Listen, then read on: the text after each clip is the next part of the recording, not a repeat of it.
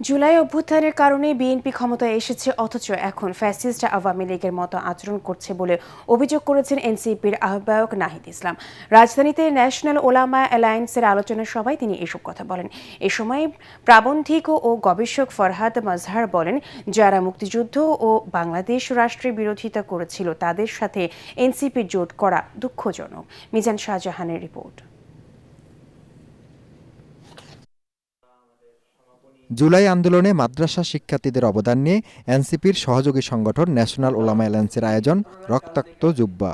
আলোচনায় অংশ নিয়ে গবেষক ফরহাদ মজার বলেন, ৭১-এ যারা বাংলাদেশ চায়নি তাদের সাথে এনসিপির জোট বেমানান। যারা রাজনৈতিক জনগোষ্ঠী হিসেবে আমাদের অস্তিত্বকে স্বীকার করে নাই, তাদের সঙ্গে অ্যালায়েন্সের কোনো সুযোগ আছে কিনা, এটা শুধু নির্বাচনী অ্যালায়েন্স আকারে নিতে কিনা।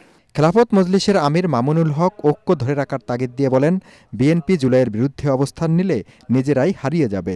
ক্ষমতাসীন হয়ে বর্তমান সরকার, আমি মনে করি যে জুলাই বিপ্লবের ঐতিহ্যকে এবং এই ধারাকে দুর্বল করার সুপরিকল্পিত অনেক চেষ্টা তারা করছে।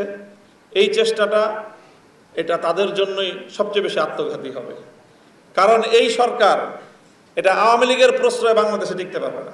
এ সময় জুলাই সনদ নিয়ে স্বরাষ্ট্রমন্ত্রীর মন্তব্যের তীব্র সমালোচনা করেন বিরোধী দলীয় চিফ হুইপ নাহিদ ইসলাম। স্বরাষ্ট্রমন্ত্রী তিনি বলে যাচ্ছেন যে গণভোটের যে আদেশ, সে আদেশ রাষ্ট্রপতি দিয়েছে, যেটা অবৈধ। তাহলে অবৈধ আদেশ যে রাষ্ট্রপতি দেয়, সেই রাষ্ট্রপতিকে এই সরকার কেন এখনো টিকিয়ে রেখেছে? সংবিধান সংস্কার পরিষদের যে শপথনামা, সেই শপথ আমাদের পড়িয়েছে প্রধান নির্বাচন কমিশনার।